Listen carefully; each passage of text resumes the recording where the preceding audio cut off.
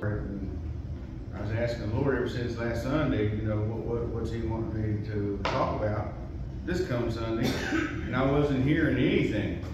I wasn't hearing nothing on Monday, wasn't hearing nothing on Tuesday, wasn't hearing nothing on Wednesday, you know, and then I started not really panicking, but I'm like, Lord, you know, I'm usually got my message already ready or pretty close to it.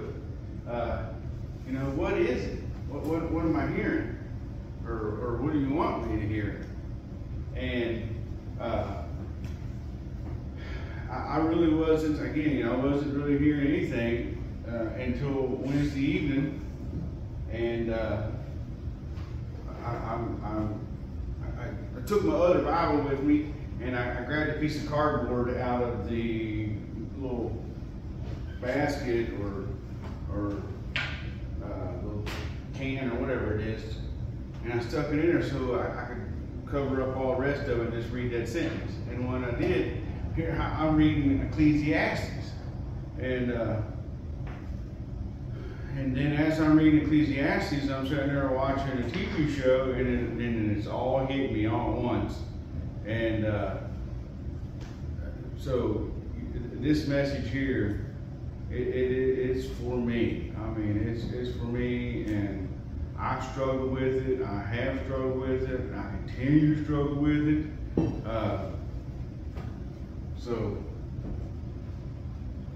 this message here, as I'm studying it, I'm writing stuff up, and I'm looking at the object lesson. It's for me.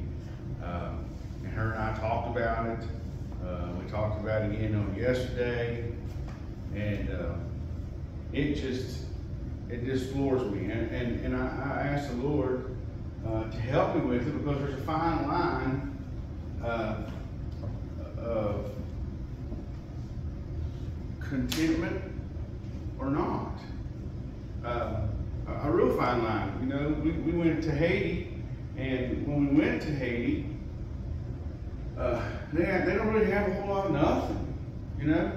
And I was told there that you know, they don't really have no ambition to do anything else together anymore. And the words that come out of my mouth was who's right and who's wrong? Are they right, or are we right? You know, because again, I struggle with it then too. That bigger, better, more. You know, all my life, even when the boys come stay with us, I was telling them, like, you know, I don't really care what kind of job you do. I really don't.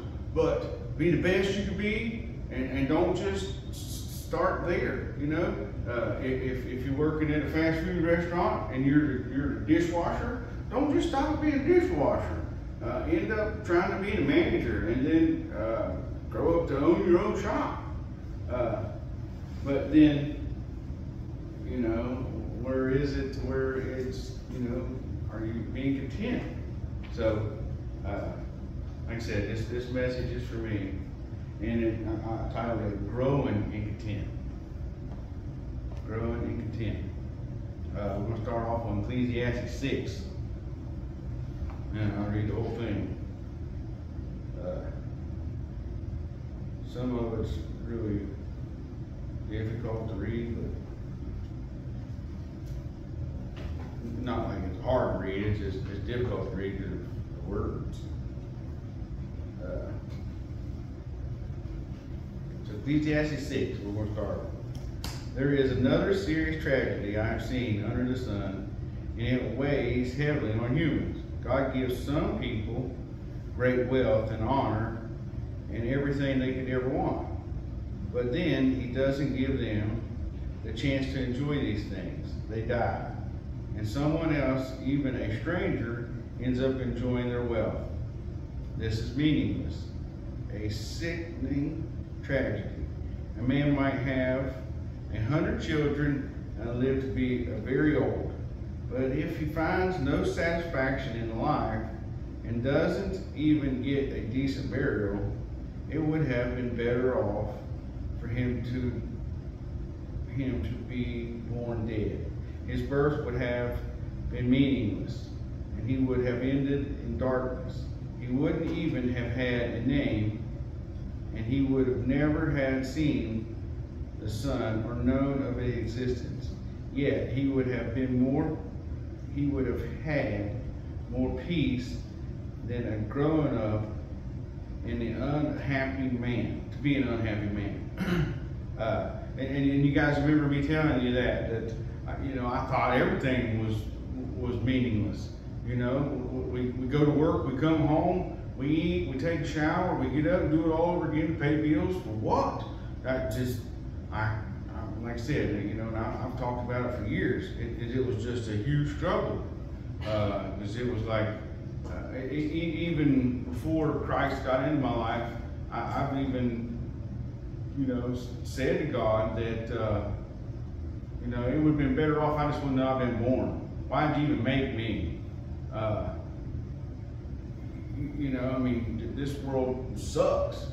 Is basically what I was after and getting at. Get away from him in case God struck. And it was until I got saved that it started making sense to me. We're to be God's hands and feet on this earth. We're to be His messengers. And how else are people going to see God or Jesus if they don't see it through us? So, it was all meaningless to me. And Lord, forgive me for the words that came out of my mouth before. So, we would have had more peace than in growing up to be an unhappy man. He might have lived 1,000 years twice over, but still not find contentment. And since he must die like everyone else, well, what's the use? All people spend their lives scratching for food, but never seem to have enough. Okay, and that's us. That's in America, all over America, period. We never have enough. Never. And that's all of us. Never have enough. So, are the wise people really better off than fools? Do poor people gain anything by being wise and knowing how to act in front of others? Enjoy what you have. Here it is for me. Enjoy what you have rather than desire what you don't have. Okay? Just dreaming about nice things is meaningless, like chasing the wind. Everything has already been decided. Everything's already been decided. It was known long ago what each person would be.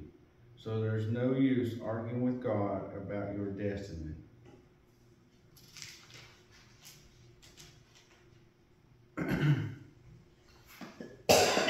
The more words you speak, the less they mean. So what good are they? In a few days of our meaningless lives, who knows how our days can best be spent but Him? That's it. There's no one, nothing knows how our days should really get the fullest of it other than God Himself. No one. Not even us. Our lives are like a shadow. Who can tell what will happen on this earth after we're gone? Okay? And I got this object lesson here, but I got to keep my flesh so I won't get too far or get ahead of myself. So like I said, we went on vacation, and I'm asking the Lord what it is. And the whole time, I'm picking this up as along the way. So on Monday, I picked one up. On Tuesday, I picked one up. Wednesday, I picked one up. It's the homes. When you get down there, when you're looking at these homes, and they're great, big, massive homes, and they're so beautiful. New, they're shiny. They've got little lookout towers whenever you can see the beach, you know what I mean? And we're scrolling through here, and there's some in here that is $14 million, right? $14 million. Yeah. And when she's flipping through here, And she showed this and that, and she's like, oh, here's one that's for us, you know. It's like 14 acres. 14 acres for $5,000 or $6,000. No, it was like 70,000. 70,000. And then I was like, yeah, but that's probably in a swamp, you know what I mean? Have to build our house. That's probably in a swamp. Okay, and then it wasn't just good enough to get one, I had to get another one. You know, every gas station that I stopped at, I run over to the box, and I'm like, it's a different area. I'm gonna pick this one up. Pick this one up. And it did. It was even before that, you know, because we were in Williamsburg. Yeah, that's. And that's where the Bush Gardens is, you know. And I'm like, man, this is a really nice area. This is a nice neighborhood. And you know, you start flipping through here, and it's got all these ads, and it's got you know the best buffet. It couldn't just be a buffet; it had to be the best buffet. You know what I mean? And then we go down a little further south. Sure enough, get one. And you know, and here, and in my mind, the whole time I'm sitting here talking about it, I'm like, man, this is a nice little neighborhood right here. This is a good little place. But then you open it up, you know, everything you got here, you see in ads. The best beach rentals, the best, you know, best places to get where you can scuba dive or learn how to windsurf, and you know, it's always about best, bigger, and more. And they make it real. And I told y'all that they got me on that one, and so I'm looking through there, and I don't get nothing unless it's an 8 or above. And then we get there, and I'm like, them people lie, because they showed a nice, pretty, shiny looking place, you know. And we get there, and I'm like, this ain't the same thing that I seen in here. This ain't right. But I learned a little bit about that, so I don't just pay attention to the nice and pretty and shiny. I go in and start reading the little details about it, because if not, they'll sucker you right into it and get you. And you know, just more and more and more. And it wasn't even have to just be about the beach and the Outer Banks, right? I've done this for I don't know how long. We go to another state. You know, when we go to Kentucky, and I'm picking up little things on the ads. I've even stopped at little rest areas, and I'm picking up stuff about semi-trucks and driving semi-trucks, and you know, and everything. It just catches your eye because it shows, you know, they're really having a good time, and they're riding in this canoe. Well, when you get there in this canoe, you're going down this river. It ain't like that. It ain't. You're end up flipping over, soaking wet, drenched, and hurt, probably. You know what I mean? Best music festivals, you know, I mean, it's just on and on and on and on. I mean, on and on. But then, you know, they give us coupons in the back here.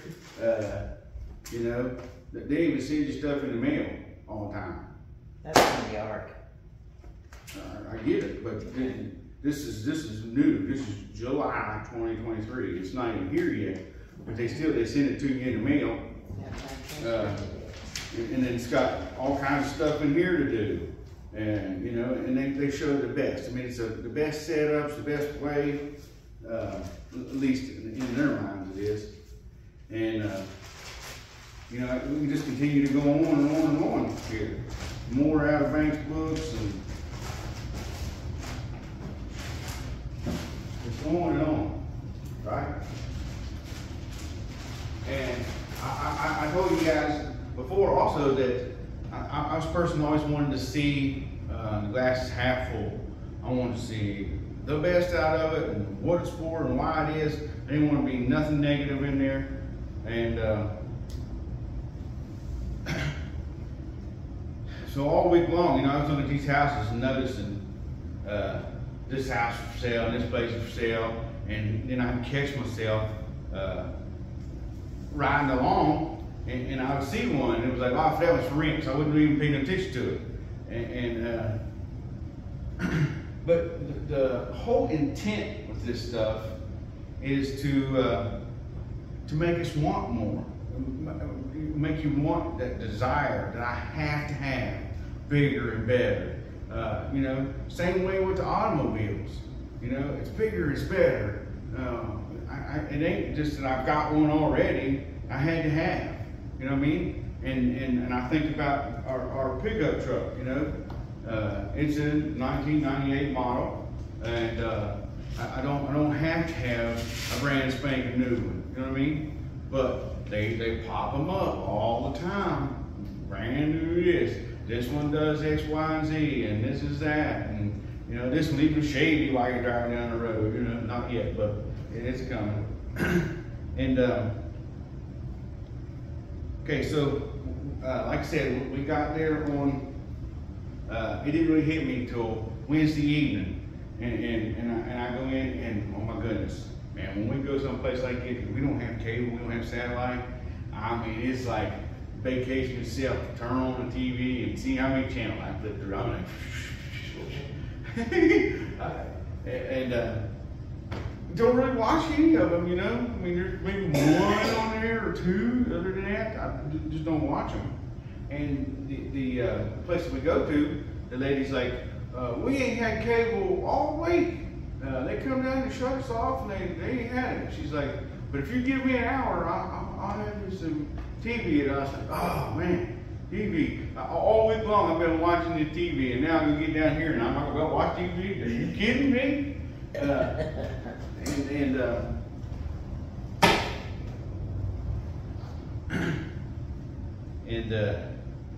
Here's where it hit me. Here's where it hit me.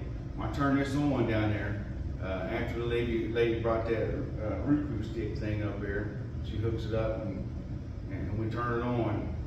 And I'm watching that show, Tiny Houses.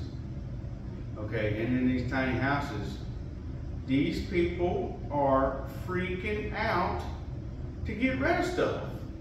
I mean, it's like, no, we went from a 1,300 square foot town to a 200 foot square home.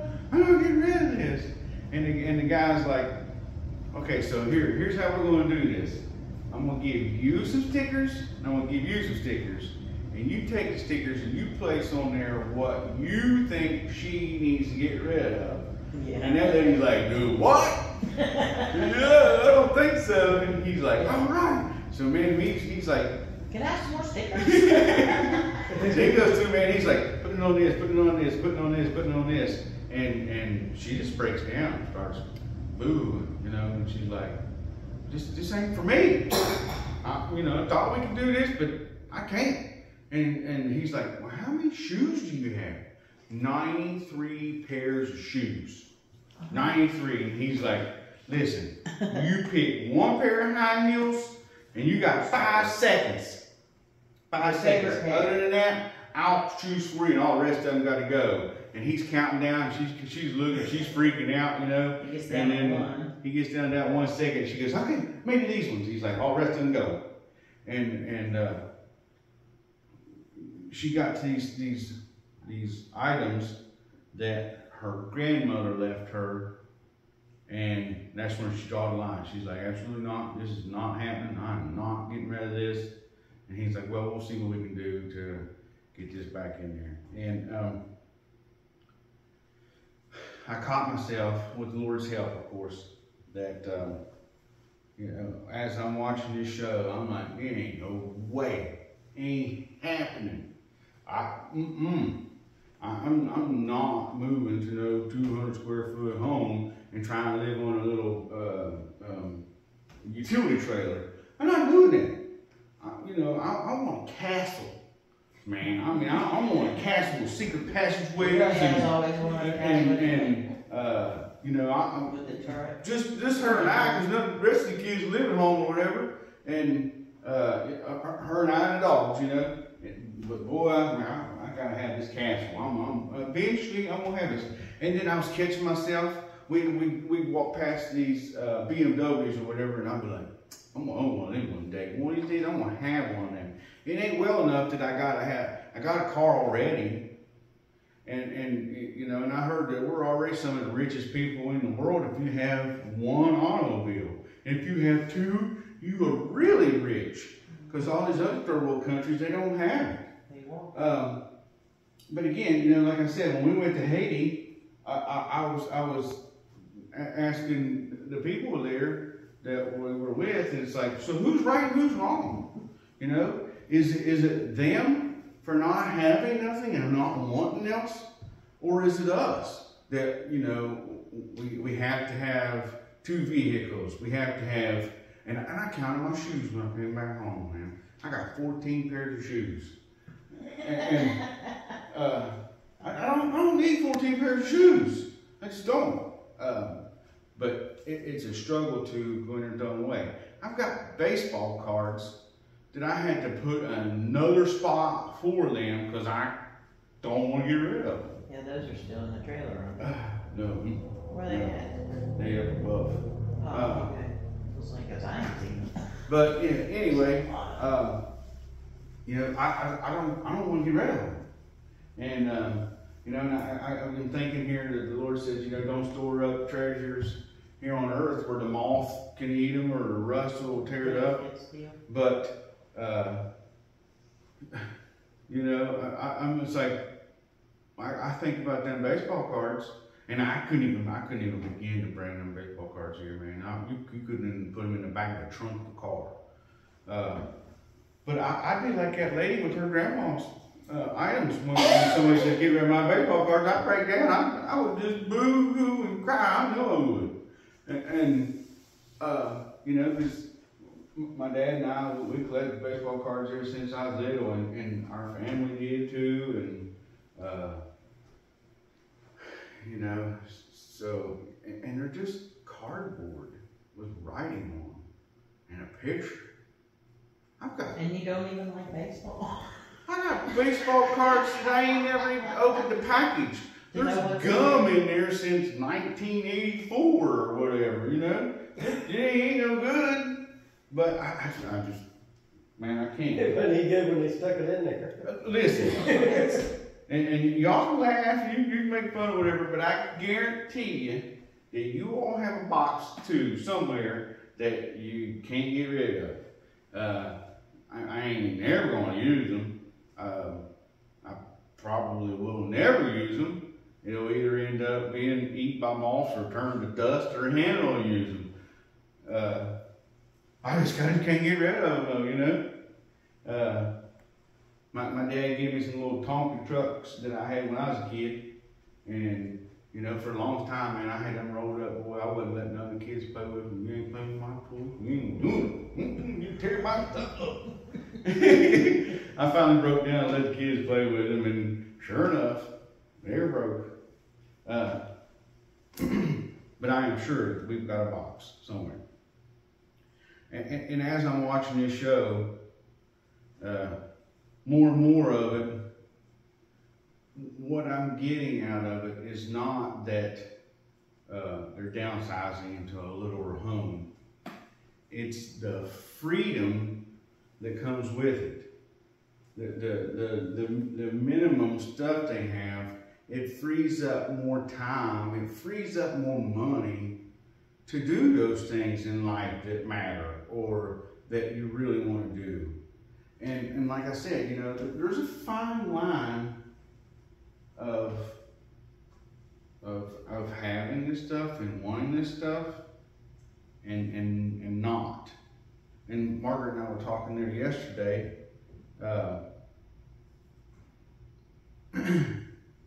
Well, maybe I got before I go any further. And like I said, as I was watching this, I was thinking that it frees up more time and more money. And then God was telling me, Josh, don't get caught by the bait. Don't get caught by the bait. You know, yeah, they're going to put it in, it's going to be flashy. Yeah, it's going to look new. But what is it? You know? And like I said, you know, her and I, we were talking there yesterday that squirrels go and get nuts and they'll pack them into their little home for a long time. Is it a sin? Absolutely not. But if another squirrel sees that squirrel plant or hide something in the ground, it'll run over and dig it up and steal its nut. It will. But there's where it becomes wrong. In today's world, this is big business. This is big business. You see it on our phones all the time. I mean, you click on there, there's an ad pops up every so often, right in the middle of your game you're playing, or you're watching something on there, and boom, there it is. It pops up. Shows a brand new fishing pole, or a brand new gun, or a brand new baseball card, or what a smoking deal when this signs baseball. You know what I mean? You talk about it. You talk about it, and that thing hears it, that ad's gonna pop up. Guaranteed, it does. Okay? And then it also, you drive down the road and you see these billboards everywhere. Every billboard you come to, it flashes by there. It's like I said, it's big business. I mean, it's everywhere, flashing. They even got it now where they'll change lights and color, and it can just catch your eye, you know? On the radio. There's even a TV show that they make buku millions of dollars for videotaping this, of these people ordered. You can't even get in their house. You can't move because these people can't get rid of it. We went into this guy's house up in Charleston, and I'm not gonna say the organization or whatever, but we go in this guy's house and he couldn't get rid of newspapers. All these newspapers he ever had. I mean, could not get rid of them. And we were there to do repairs on this stuff, and we were walking on the beam like this to get back here, you know? And you get there and you're like, my goodness, how am I even supposed to change and work on this bathroom and give you a new commode, a new sink when I can't get back here? So I was like, you're gonna have to get this stuff out, move it out of the way, brother. And so we came back later on that week or the following week, and I was expecting the dumpster to be out front there and then we got rid of this stuff. No, he just moved from that room to another room and crammed it in there, and you still couldn't get through there. Had one little spot in front of the TV where he sat down and watched TV. You got up, you walked into the kitchen, one little spot where you could stand right in front of the sink to wash the dishes or whatever, get to the microwave. Other than that, I mean, you just could not get through there. And us in America, we are so caught up in this that we have stuff and more stuff and more stuff that we have to go get storage buildings to put our stuff in. It ain't even on your own property, or my property. I don't have a storage building. I'm not that bad.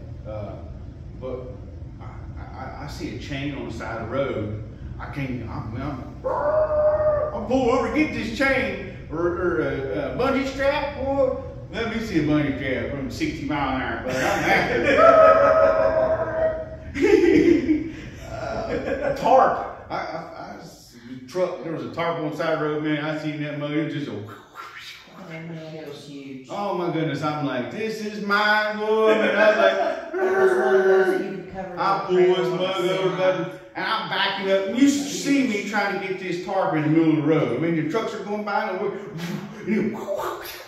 it's mine, boy. And I drag that mug over there, and I had a little old tiny, Astrovan. was it Astrovan? I thought it was in that Plymouth Dodge Omni, Plymouth Horizon, whatever it was. And I'm trying to kick this thing in the back seat. I mean, it was so big I couldn't even get it in there, and the wheels were coming by, and I'm like, this is mine, boy. It's bad. It's bad. But then, you know, the Bible calls it idolizing. It calls it coveting, calls it envy. And like I said, I mean, I struggle with this. I really do. I'm, you know, and Thursday and Friday and Saturday and even today, I'm like, Lord, you know, I don't know where that fine line is. I don't want to be in sin. I don't want to be coveting. I don't want to be idolizing something. You know, I don't want to be envying something. You you know, and I see these really nice homes and people driving in these newer cars and then I'm like, man, I want that. I want one of those. I see that. I want that. You know, you know, in those boxes, we used to store trophies in there because I didn't want to get rid of my trophies. But what are they? You know, it's just plastic pieces that said that I played football. Whoop-doo. But I just couldn't get rid of them. You know, old shoes, old clothes. You know, there's clothes, and I'm gonna tell myself, it ain't picking on nobody, telling on myself that I've got jeans in there that I won't get rid of because I paid $65 for these back in the day, and I might fit them one day. I'm telling you what, one of these days I'm gonna get back into size 36 pants, man. Ain't no way. Ain't no way. Yeah, there is a way, but still yet. If it is, I'll just go buy new ones, you know, because I'll probably put them on, and the first time I've been there, I'll probably go rip the crotch plumb out of them because they've been in the closet for so long. And I heard once before that, you know, if you're not using it or haven't used it in 3 months, get rid of it. Get it out. I'll have to do some serious praying. I'm going to have to read this to myself again as I grab a hold of that box and I go through there. And I'm not even going to walk towards the baseball cards. I already know that. I'm not going to even go towards the baseball cards. I'm not going to do it. I'm just not. The Lord help me, because you know I don't want to. I don't want to do that. And then.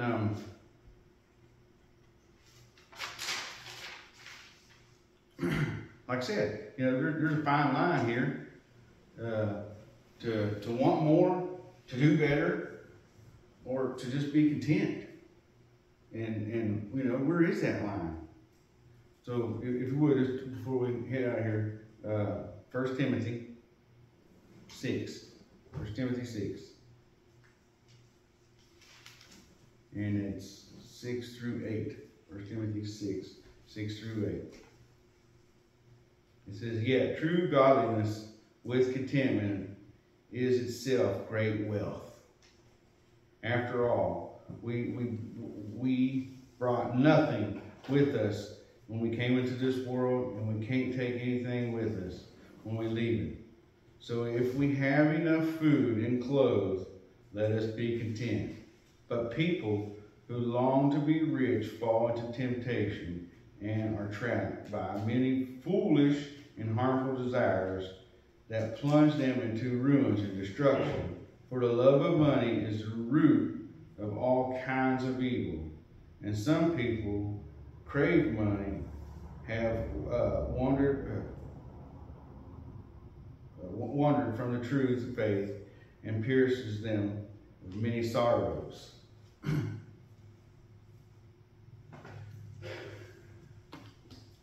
In Hebrews 13 it says, be satisfied with what you have. Okay? And again, like I just said, where's that fine line? Be satisfied with what you have. Those people down there in Haiti that don't have nothing, they have to carry water on their heads in a bucket or a jar or whatever that thing is. And they walk for 10, 12 miles to come to church sometimes. Are they satisfied? Or is it just us being satisfied because we have too much stuff? I don't know. I really don't. I'm asking the Lord to help me to, you know, to want better, to do better for my family,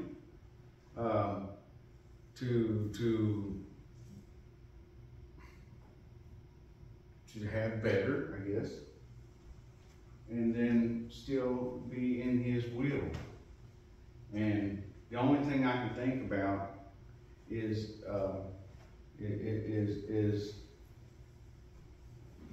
where we ask Him to be with us, to be involved in everything we do in that way, because He knows what we need and what we don't need, and what we can handle and what we can't handle. So, you know, I don't know, just talk to Him about it, and this is something that I'm still dealing with and struggle with myself. So, I don't really have the answers. I don't at all. It's something I learned on my vacation. I'm gonna throw this one out there too, actually, real quick, just to be funny, I guess, but be serious at the same time. Think about the disciples when Jesus asked them to go get that donkey. Go down there in town, and when you see a donkey tied up, you go get this donkey. And these guys, when they leave and they're walking away, and they're like, well, the rest of these mugs, the rest of these 10 are going to be over here hanging out with Jesus. We're on donkey duty. Are you kidding me? Come on, donkey duty? I got to go get a donkey to bring up here. I'm in a little baby colt. And we ain't even going to know this guy's going to let us unleash this colt. Are you kidding me? The rest of them get to hang out with Jesus the rest of the day. Oh my goodness. I mean, this is just not right. And, you know, but they didn't have no clue until it happened, and they got back with the colt, and Jesus was riding this and going into town, and they started putting those olive branches down, palm leaf branches down, and started Hosanna, Hosanna. They had no idea. They just thinking, man, we're on donkey duty, and these blokes are up there hanging out with Jesus. You know, so I gotta watch myself. I mean, I really do. I don't, and you know, you hear me all the time talk about a work situation like that. It's like, you know, I'm worth more than that, man, and you all got me. I'm like, it's like donkey duty. Here I am on this plumbing and doing this stuff, and you both are down there freaking doing nothing. You know, but I gotta continue to talk to myself, pray to myself, and talk to the Lord about it, because I mean, I'll get mad quick. I mean, quick. So, if we are on donkey duty, we don't have no idea what God has planned for us. Talking to myself. So. I do know that when we went on vacation, I asked the Lord to lead us and guide us and direct us, and let us have fun, let us learn, let us enjoy one another. But also, I thank you for the mission that He has for us. And I got woke up at like 12, 1 o'clock at night, and Margaret's out there praying for somebody, and I was like, what is going on, man? I reach over and grab my pistol, but I'm like, what's happening out there? I'm looking out there, here she is praying for somebody. I'm like, oh, cool. G back in, I'm going back to bed. So I'm thankful that, you know, the Lord had the mission there, and it's crazy that I had to go all the way to the Outer Banks to learn about contentment, but I wouldn't have been able to watch it show anywhere else. I wouldn't have been stopping at every little gas station and getting them books or magazines, whatever you want to call them. I just wouldn't. So He's still working on me, and you know, we learned that as we were kids. The Bible song we sing as kids. He's still working on me, make me what I ought to be. I'm thankful He's still working on me. I'm gonna have to do some cleaning out at home. I know that for sure.